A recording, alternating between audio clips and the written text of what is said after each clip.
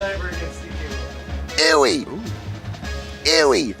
It's not going to be fun for either of these people. If anything, much like how we see a mirror image of Yoshi's between Raptor and Suarez, we'll be seeing a lot of that between DKWill and Ricky G. DKWill, the progenitor of a lot of Donkey Kong tech that's utilized by Donkey Kong mains across the globe, but not really utilizing too much of it himself. He's a lot more freeform with Donkey Kong, and while he has a very firm understanding of the percentages for where Donkey Kong can kill, he's a lot more... He'll just freestyle with the Kong. He just grabs those bongos and lets rip. So, I mean, I guess, like, if I can use an analogy here, Ricky G is definitely the more Mozart classical music regimented Donkey Kong, while DKWill is definitely that, like, Miles Davis kind of freeform jazz experimental Kong. Yeah, I'll roll with it. That sounded nice. I'll roll with it. Speaking of rolling, we got plenty of spin dash movement. We're starting here at Smashville again. I really hope you all like this stage. Smashers seem Those of you in the chat, I want you to count the apples in the background. Get back to us on that by the end of the set. Meanwhile, Cyberman bringing DKWill back up to the top and having almost no percentage on him right now.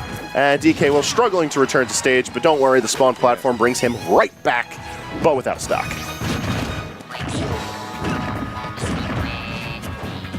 All right. So, by the way, and for those of you in the chat, I literally just counted all the apples, so I'll know if the number is accurate when you give it back to me.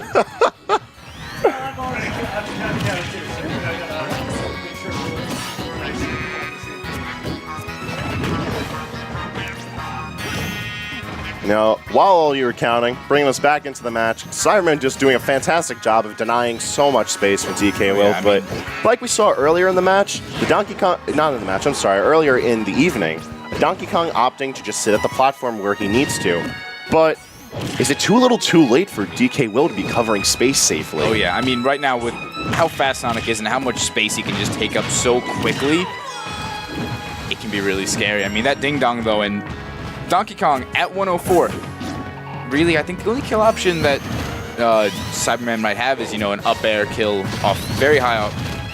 And then obviously that very extremely powerful, deceptively strong F smash, if I really can say anything, because you don't expect a character like Sonic to have such a strong move like that, where it can kill at 80 if necessary. Yeah, but that's really considering if this is a ledge play. If we're sitting on stage like DKWill is now, it's going to be a lot harder for Cyberman to clean this game up. Especially because, I mean, this was...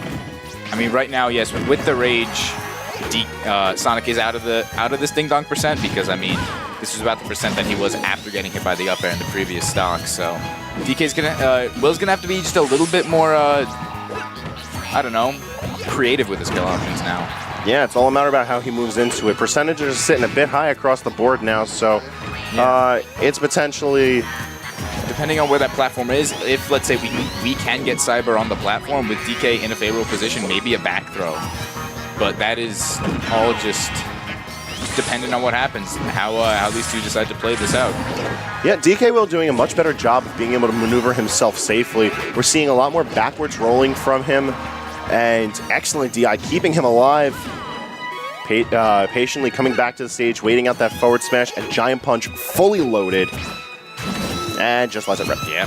That's how it be, though. I mean, he was going for the hard read, you know, seeing if maybe Cyber wanted to try and just take him out, because really, waiting like this is only going to be beneficial for... No. Oh, there we go with the Giant Punch. You let it happen. Yeah. All right, you ready? Save it for the set. We're going back to Smashville for Game 2. Gotcha. Now, for those of you at home, if you have that number for the apples locked, that's good. Jot that down on your notepad. I know you have a notepad. All computers come with it. Yes. I want you to also now count. We have one correct answer for apples. Nice. All right. So we got at least one person in the chat who knows how to count. Vote. Awesome. Vote now on your phones. So, Text your answer. Smash. we're going to Town and City now.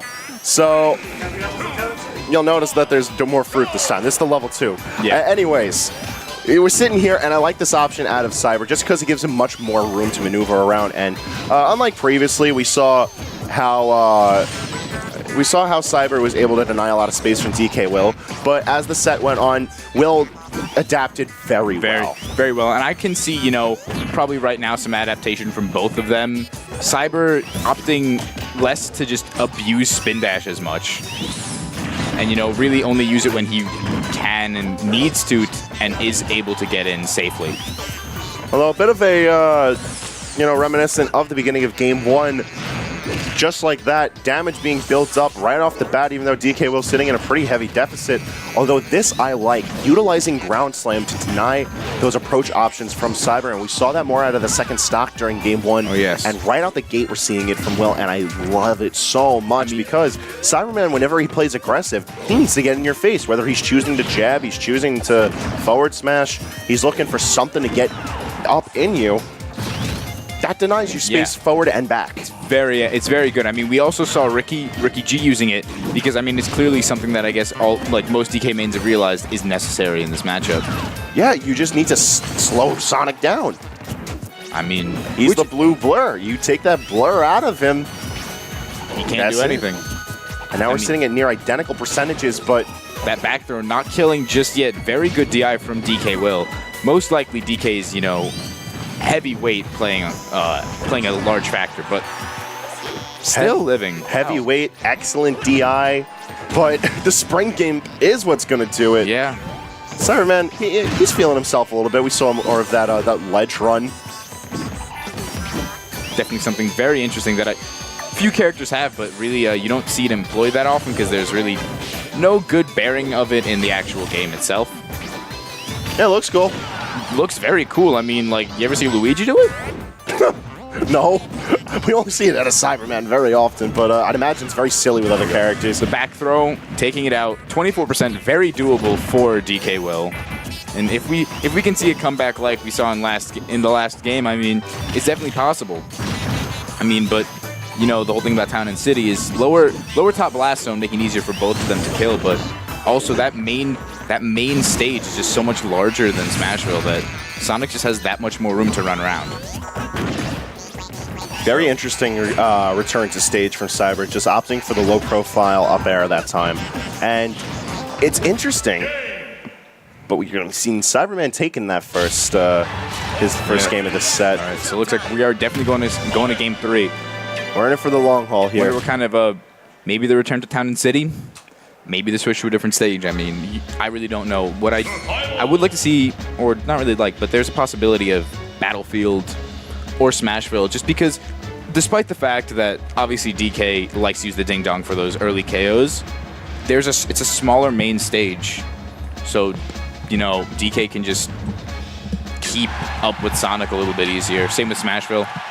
See, the thing with that is that, like, if you bring him to Battlefield, you've got one of the personal favorite stages of Cyberman. You bring him back to Smashville, you've got the stage that DKWill previously won on. True. So, it's risky business either way. Yes. The return to Town and City, I like that. I feel like it's a bit more logical, just because Will played it well. Will played it very well last game, it's just that Cyberman played it better. And I mean, I can see some more adaptation, maybe a little bit more of the download. Maybe he was only at 60% of the download. That time, maybe internet was going a little bit slow, but oh, absolutely. Say what you will about DKWill's performance on a national level within 2017, but him as a player has never moved away from the fact that he's an incredibly analytical player.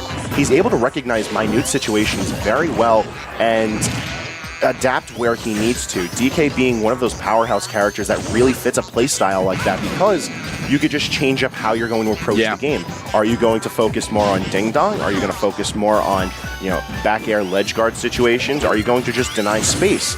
All of these wide variety of options available to Donkey Kong that, depending on how well focused, can really make Donkey Kong a threat in various situations. He is really probably, despite his obvious aerial game, he's the closest thing we have to a true grappler. Oh, I feel like that goes without saying. His grab is so terrifying, and he has so much utility out of cargo throw. I feel like the only other characters that really compare are like Luigi and Ness that just get so much off their grabs, and then possibly Bowser and Wario, who have a bit more variety in their grabs and what they do with their grab game. Bowser obviously has that terrifying up throw up air. Either way, we got back into the match, and high percentages sit on DKWill. Very terrifying for Cyberman, because it's a matter about, is he going to go in, or is he going to eat, you know, full rage Donkey? Oh man, full rage Kong is a very scary thing. Yeah. I mean, especially because of, you know, Here's the thing with full rage Donkey Kong. That's the thing with full rage Donkey Kong, I think. A lot of follow-ups start to become untrue just because the knockback on everything scales so heavily. And there but we everything go. hits hard. Oh, man. I mean, obviously, right now, if we see more of what we saw in that first stock, it would be very interesting to see who takes it, because obviously there's going to be adaptation from both of these players who are very, from what we're seeing here, very good at adapting. I mean, you know, we really didn't see much use from the jab or the side B, or Donkey Kong side B from DKWill, but we just saw it now being used pretty well to kind of rack up some percent. Yeah, you know, this set has been going on for a fair amount of time compared to what we're used to seeing with DK and Sonic here on the island, just played by Ricky.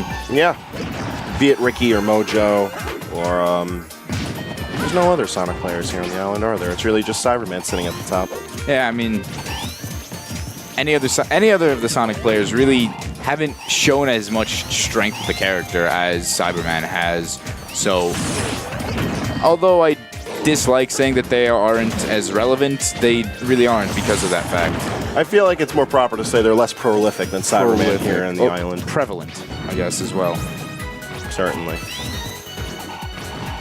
And returning back into the match, DKWill sitting at more than double the percentage of Cyberman right now, with 2.5 minutes left on the clock. I feel like we're going to be seeing a lot of what we saw from the latter half of Game 1 out of Will, where he played it incredibly patiently, but that back air, not going to do it. That back throw, no, not going to do it. I mean, just Donkey Kong, he's a big boy. He is. But that back air is going to do it. That will do it. And Cyberman taking the set over DKWill, putting Will into loser's bracket. Yeah. I mean, not relatively early. He's clearly gotten to this point, but... Yeah. So there's a good chance